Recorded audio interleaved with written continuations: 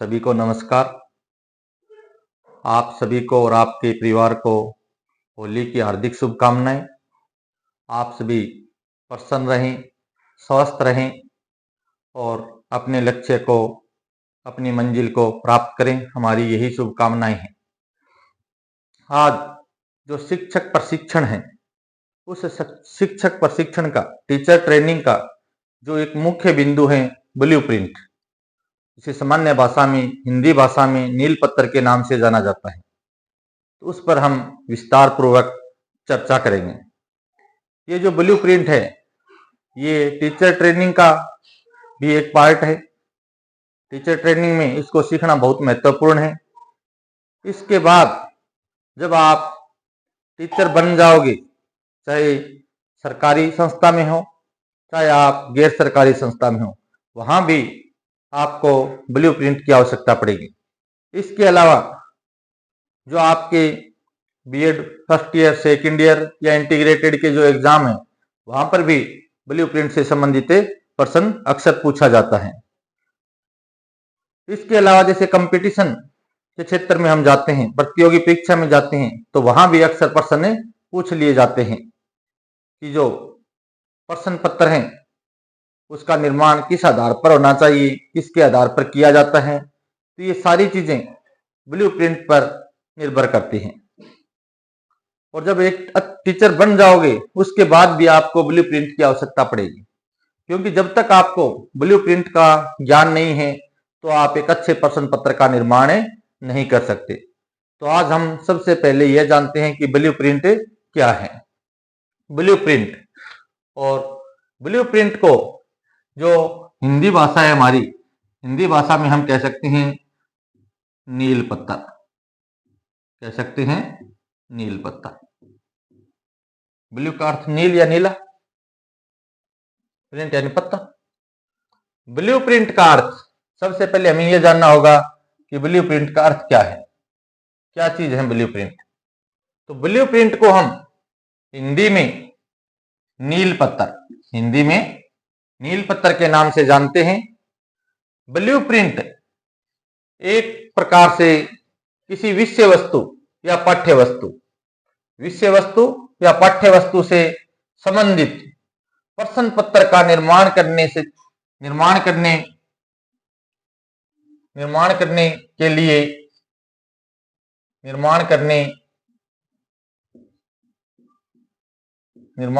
के लिए उसका प्रारूप तैयार करता है। यानी अर्थ हमारे समझ में आ गया है कि ब्लूप्रिंट है, उसका अर्थ क्या है कि ब्लूप्रिंट है, उसको अंग्रेजी में तो ब्लूप्रिंट कहते हैं, हिंदी में नील पत्र कहते हैं। और ये क्या काम करता है, कोई विषय वस्तु है या पाठ्य वस्तु है, उससे संबंधित हमें किसी प्रश्न पत्र का निर्माण करना है, तो उसके लिए हमें एक क्या देता है, प्रारूप देता है। क्या देता है, प्रारूप।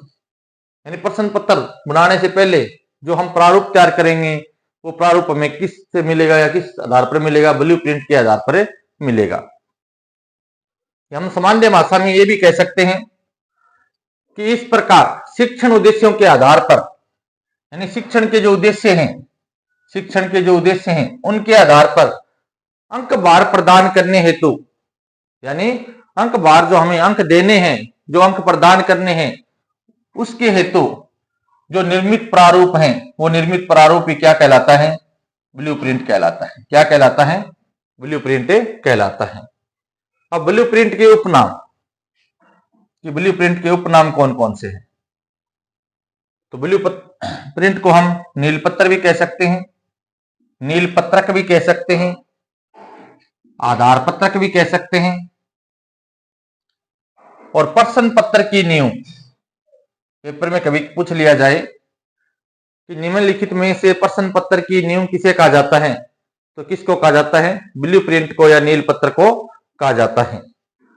प्रश्न पत्र की रीढ़ की हड्डी,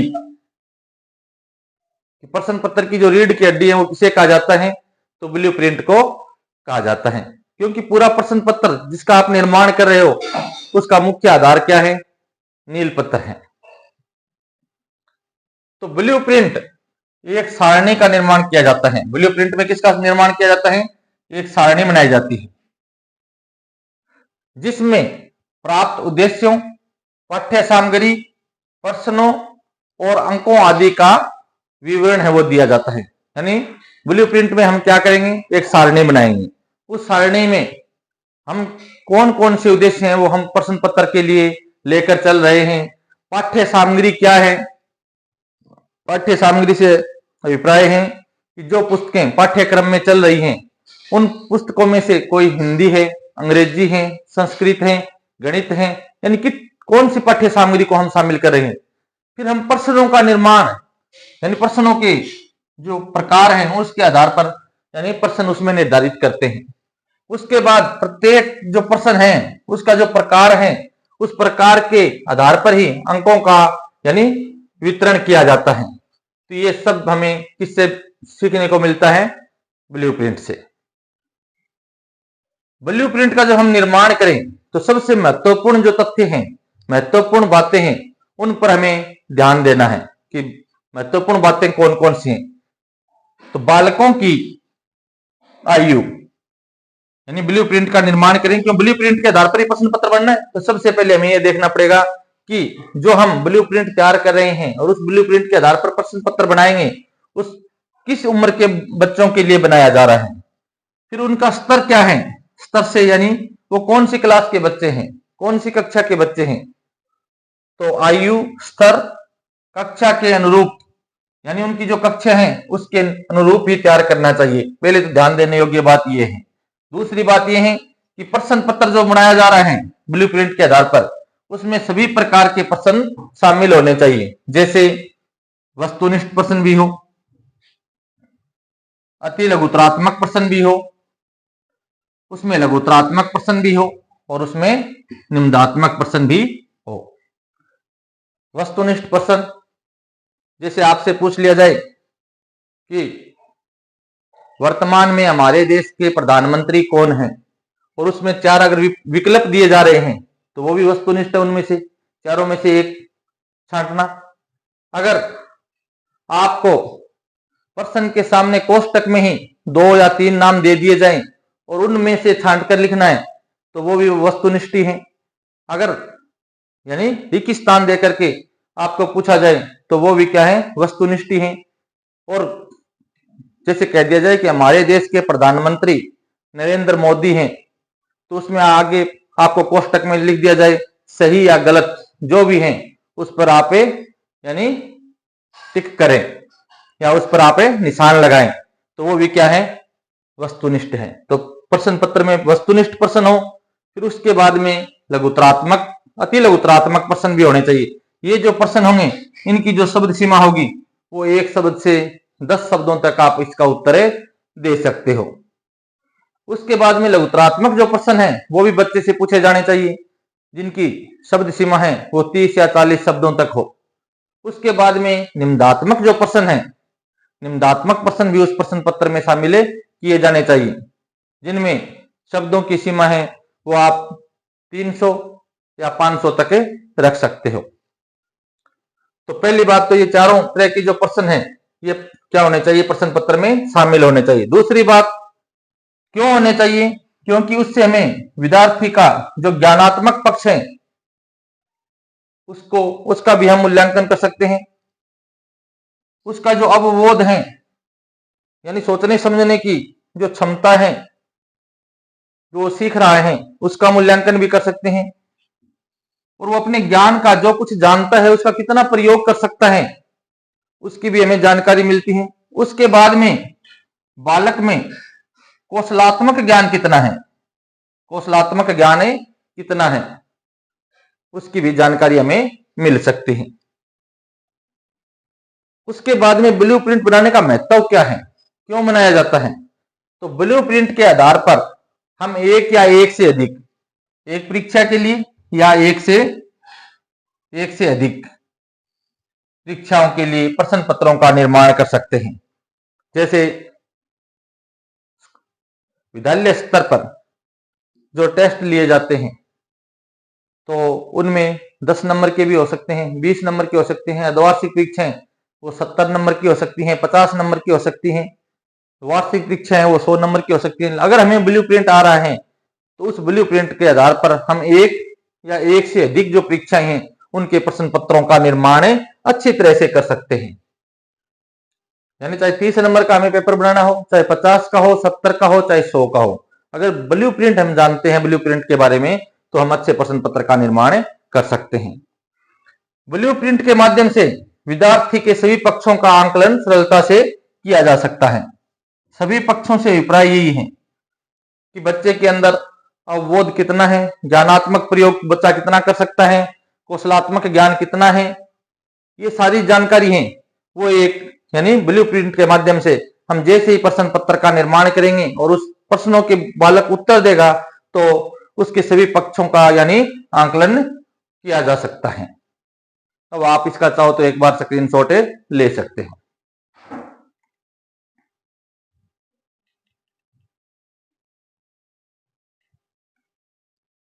तो ब्लूप्रिंट का जो महत्व है, ब्लूप्रिंट के महत्व में नंबर 4, ब्लूप्रिंट का महत्व यह है कि यह पाठ्य वस्तु से संबंधित, जैसे ही हम ब्लूप्रिंट बनाएंगे तो हमारी जो पाठ्य वस्तु यानी जो पाठ्य पुस्तक है उससे संबंधित कोई भी अंश है, कोई भी भाग है वो नहीं छूटता है और ये विद्यार्थी का समग्र यानी संपूर्ण रूप से हर तरह से यानी आंकलन करता है।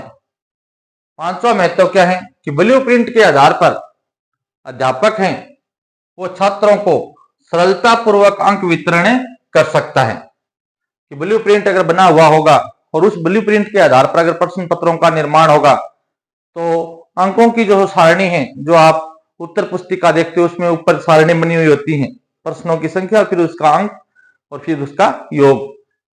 तो ब्लूप्रिंट के आधार पर अगर प्रश्न पत्र बना हुआ है तो अध्यापक को यानी अंक प्रदान करने में भी क्या होगी, सरलता होगी। उसके बाद ब्लूप्रिंट बनाने की प्रक्रिया कह सकते हैं या प्रश्न पत्र जो बनाते हैं उस प्रश्न पत्र को बनाते समय यानी जो हम प्रश्न पत्र बना रहे हैं उस प्रश्न पत्र को बनाते समय कौन कौन सी बातें हैं जो हमें ध्यान रखने योग्य हैं। तो सबसे पहले क्या है, प्रश्न पत्र है वो निर्धारित उद्देश्यों से हमारा क्या हो, संबंधित हो। निर्धारित उद्देश्यों से अभिप्राय क्या है कि बालक का जो हर पक्ष है उस हर पक्ष का क्या हो, आंकलन हो सके, आंकलन हो सके। और उस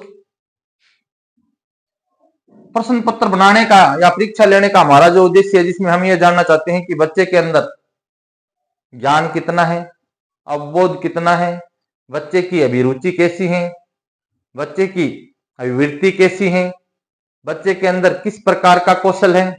तो इस सब की जानकारी अगर अच्छा प्रश्न पत्र बनाया गया है तो उसका हम मूल्यांकन करेंगे बच्चे का, तो हमें ये बातें हैं तब पता चल सकती हैं जब हमने क्या है, प्रश्न पत्र हैं वो निर्धारित जो उद्देश्य हैं उनसे संबंधित बनाया हो। दूसरी बात, प्रश्न विषय वस्तु से संबंधित हो कि जो भी आपने प्रश्न पत्र का निर्माण किए हैं उसमें जो प्रश्न आ रहे हैं, जो विषय वस्तु उस बालक के कक्षा के अनुरूप जो विषय वस्तु या पाठ्य वस्तु है उसके अनुरूप ही आपके प्रश्न होने चाहिए। नंबर 3, प्रश्न पत्र विशिष्ट उद्देश्यों की प्राप्ति में सहायक हो। सामान्य उद्देश्यों के साथ साथ यानी जो विशिष्ट उद्देश्य जो शिक्षण के हैं वो भी प्राप्त करने में क्या हो, सहायक हो। प्रश्न पत्र क्या होना चाहिए, हमेशा सरल होना चाहिए और स्पष्ट भाषा में निर्मित होना चाहिए। यानी प्रश्न पत्र में कहीं भी आप कठिन भाषा का प्रयोग न करें, क्लिष्ट शब्दों का प्रयोग न करें। जो सरल जो शब्द हैं, स्पष्ट जो शब्द हैं, उन शब्दों का उस भाषा का आप प्रयोग करें। प्रश्न पत्र का निर्माण बालकों के स्तर के अनुरूप हो कि जैसे बालकों का स्तर है, उनकी आयु है, उसके अनुरूप ही आपको प्रश्न पत्र है उसका निर्माण करना चाहिए। अब आप इसका स्क्रीनशॉट एक बार ले लीजिए।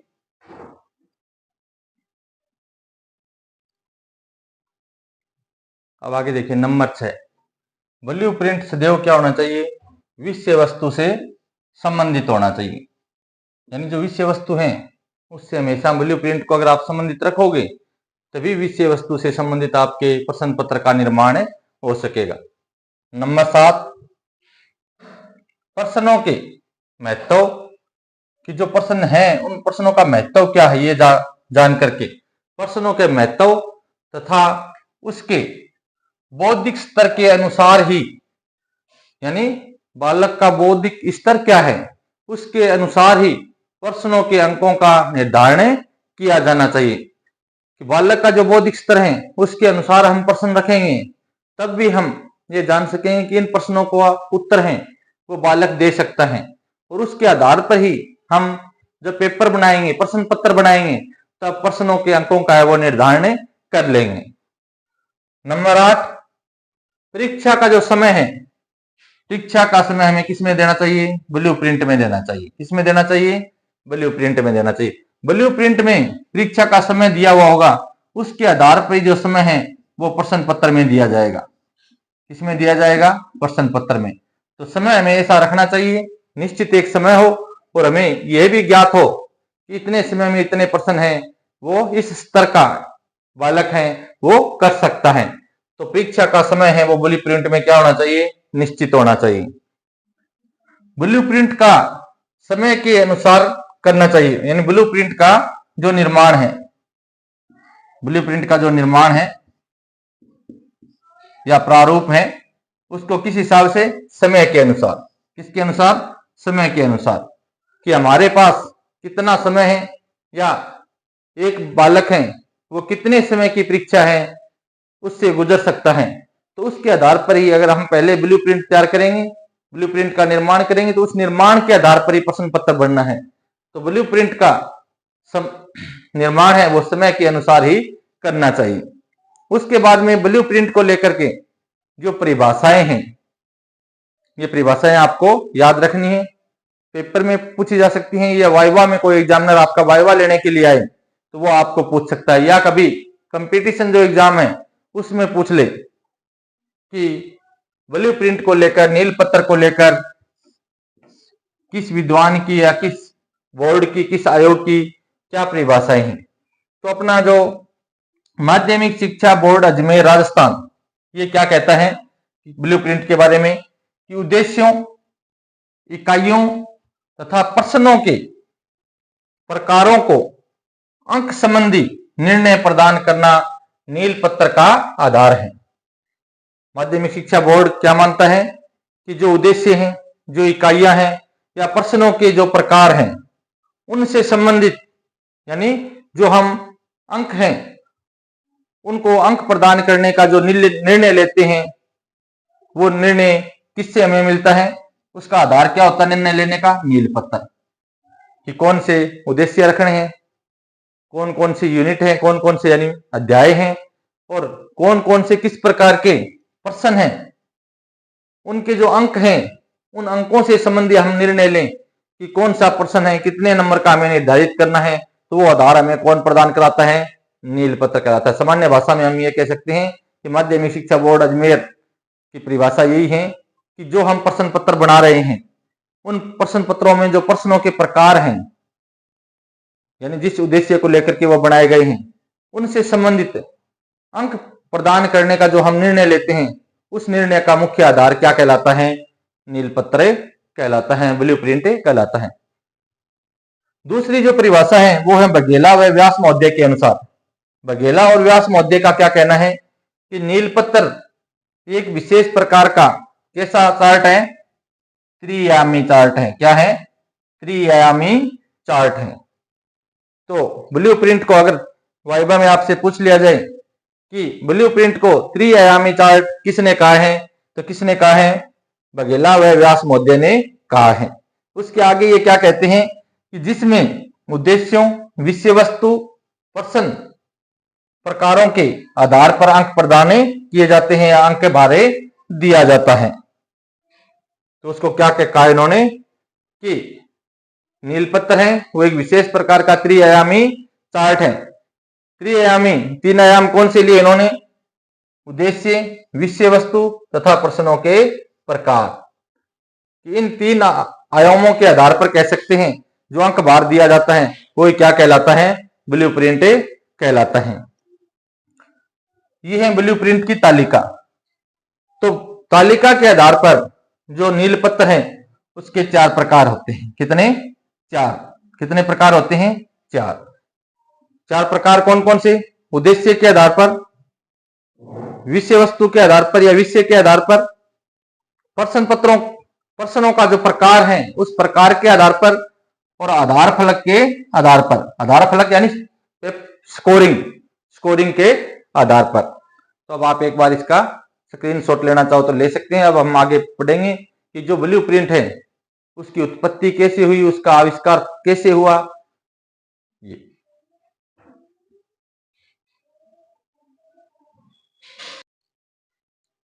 अब हम देखते हैं कि ब्लूप्रिंट जो है इसका आविष्कार हुआ कैसे। तो 1842 ईस्वी में। कब है? 1842 ईस्वी में एक खगोल शास्त्री थे जिनका नाम था विलियम हर्शल। क्या नाम था? William Herschel. और इस विलियम हर्शल का एक पुत्र था जिसका नाम था जॉन हर्शल। क्या नाम था? John Herschel. उसी ने ब्लूप्रिंट का आविष्कार किया था। परीक्षा में कभी भी पूछ लिया जाए कि ब्लूप्रिंट का आविष्कार किसने किया, तो ब्लूप्रिंट का आविष्कार जॉन हर्शल ने किया। कब किया? 1800 ब्लूप्रिंट का आविष्कार जॉन हर्शल ने किया। कब किया? 1842 ईस्वी में किया। और हर्शल एक व्यक्ति ऐसा था जिसने फोटोग्राफी अपनाने का, यानी सर्वप्रथम, अगर कोई पहला जो अंग्रेज कोई व्यक्ति था जिसने फोटोग्राफी को सबसे पहले अपनाया था, तो वो भी कौन था? हर्शल ही था, जॉन हर्शल ही था। उसके बाद में ब्लूप्रिंट जो शब्द है इसकी उत्पत्ति कैसे हुई? तो इस शब्द की उत्पत्ति है वो 19वीं सदी के मध्य में, 19वीं सदी के मध्य में कहने का अभिप्राय है 1842 में हुई, जब इंजीनियरिंग चित्र नीले कागज पर, यानी जो इंजीनियरिंग का काम करने वाले जो इंजीनियर थे वो चित्र बनाते थे। किस पर? नीले कागज पर बनाते थे। और नीले कागज पर जो रेखाएं खींचते थे वो क्या होती थी? सफेद रंग की होती थी। तो नीले कागज पर सफेद रेखाओं के साथ मुद्रित किए जाते थे। और इन दस्तावेजों को, यानी जो नीले जो कागज थे, इन दस्तावेजों से अभिप्राय है कि जो नीला कागज था या नीला रंग था उसको जो ट्रेडमार्क है, यानी एक प्रकार का एक लाइसेंस होता है, ये कह सकते हैं हम। जो ट्रेडमार्क है वो नीला, यानी कागज कैसा? नीला। वो कब मिला? 1842 में मिल गया था, जब जॉन हर्शल ने ब्लूप्रिंट की खोज की थी। तो ब्लूप्रिंट की खोज के साथ साथ उसने क्या किया कि जो नीले रंग का जो पत्रक लिया जाता है जिस पर सफेद रेखाओं के द्वारा रेखाएं मुद्रित की जाती हैं, उसको उसने क्या करवा लिया था? ट्रेडमार्क करवा लिया था। उसका क्या हो गया था? ट्रेडमार्क हो गया था। उसके बाद में ब्लूप्रिंट के घटक, परीक्षा के लिए प्रश्न पत्र का डिजाइन या हम कह सकते हैं प्रारूप निर्माण बनाने के लिए ब्लूप्रिंट तैयार किया जाता है। ब्लूप्रिंट क्यों तैयार किया जाता है? अगर आपसे पूछ लिया जाए कि ब्लूप्रिंट की क्यों आवश्यकता पड़ती है, तो हम जब प्रश्न पत्र का निर्माण करते हैं, प्रश्न पत्र के निर्माण के लिए ब्लूप्रिंट की आवश्यकता पड़ती है। क्यों? क्योंकि यह परीक्षा निर्माण का एक महत्वपूर्ण क्या है? घटक है। अब परीक्षा निर्माण का एक महत्वपूर्ण घटक इसको क्यों माना जाता है? क्योंकि परीक्षा किस उद्देश्य को लेकर ली जा रही है, और परीक्षा में कौन सी विषय वस्तु है, और कौन सा प्रश्न है या किस प्रकार का प्रश्न है, उसका क्या ये स्थान है, उस स्थान को दिखाता है कि कौन कौन से उद्देश्य हैं प्रश्न पत्र बनाते समय, और विषय वस्तु क्या है, प्रश्नों के प्रकार कैसे हैं या उसका स्थान कहाँ है, ये सब किस में दर्शाया जाता है? ब्लूप्रिंट के में दर्शाया जाता है। उसके बाद जो प्रश्न पत्र में जो प्रश्न दिए गए हैं उनका स्थान तो दर्शाएगा, इसके अलावा यानी उनका क्या करेगा?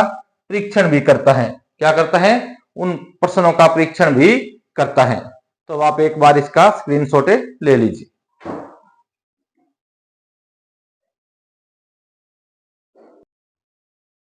अब देखिए जो ब्लूप्रिंट है, इस ब्लूप्रिंट की शिक्षा के क्षेत्र में इसका क्या उपयोग है, या शिक्षा के क्षेत्र में इसकी क्या उपयोगिता है, शिक्षा के क्षेत्र में ब्लूप्रिंट है वो क्या काम में आता है। तो ब्लूप्रिंट शब्द है वो वास्तुकला के क्षेत्र से लिया गया है। यानी सबसे पहले अगर कोई पूछ ले कि ब्लूप्रिंट का प्रयोग कहाँ होता था, तो वास्तुकला के क्षेत्र में, यानी भवन आदि का जो निर्माण वगैरह जो होता है वहां पर इसका प्रयोग होता था। जिसका अर्थ है विस्तृत कार्य योजना है। यानी ब्लूप्रिंट का अर्थ क्या है? विस्तृत, यानी विस्तार पूर्वक कोई कार्य करने के लिए बनाई गई योजना। शिक्षा में यह प्रश्न पत्र की विस्तृत योजना से संबंधित है। और शिक्षा में यह क्या काम करता है कि प्रश्न पत्र को लेकर के जो विस्तृत योजना तैयार की जाती है उससे संबंधित क्या है, ये सहायता करता है। इसे एक नजर में किसी संस्था की परीक्षा रणनीति प्रदान करने वाला परीक्षण या विनिर्देश भी कहा जा सकता है। कि कोई भी संस्थान है परीक्षा करवा रहा है, उस परीक्षा के पीछे उसकी विस्तृत योजना क्या है? विस्तृत योजना से मतलब है उसका उद्देश्य क्या है। उद्देश्य के अलावा यानी किस स्तर के बच्चों के लिए या बालकों के लिए करवा रहा है। उसके बाद उसने जो प्रश्न पत्र बनाए हैं उन प्रश्नों का प्रकार क्या है। ये सारी बातें जो हैं शिक्षण से संबंधित जितने भी उद्देश्य हैं वो सारे उद्देश्य और प्रत्येक बालक का जो स्तर है वो स्तर और प्रश्नों के जो प्रकार हैं वो प्रकार, ये सब ब्लूप्रिंट है वो हमें एक ही नजर में यानी बता देता है कि किन किन उद्देश्यों को, ब्लूप्रिंट को जैसे देखते हैं तो ये पता चल जाता है कि उद्देश्य क्या रखे गए हैं, स्तर क्या है, प्रश्नों का प्रकार है कैसा है। तो उन सब का परीक्षण है वो ब्लूप्रिंट है। उस पर एक नजर या एक दृष्टि में जो ब्लूप्रिंट को देखेंगे तो पता चल जाएगा कि ये ब्लूप्रिंट है तो इसके आधार पर कैसे प्रश्न पत्र का निर्माण हुआ है। तो ये ब्लूप्रिंट के बारे में विस्तृत जो जानकारी थी वो आज हमने पढ़ी है। अब हमें ब्लूप्रिंट अगर परीक्षा में प्रश्न दे दिया जाए आपको कोई भी काल्पनिक अंक भार के आधार पर कि 30 नंबर, 50 नंबर या 70 नंबर का एक ब्लूप्रिंट है वो तैयार कीजिए। तो उसके लिए सबसे पहले आपको ब्लूप्रिंट का जो डायग्राम है, जो प्रारूप है वो बनाना आना चाहिए। उसके बाद में उसमें अंक भार, अंक, प्रश्नों की संख्या, प्रश्नों के प्रकार, उद्देश्य, पाठ्य वस्तु, ये सारी चीजें आपको आगे की जो क्लास होगी उसमें हम बताएंगे।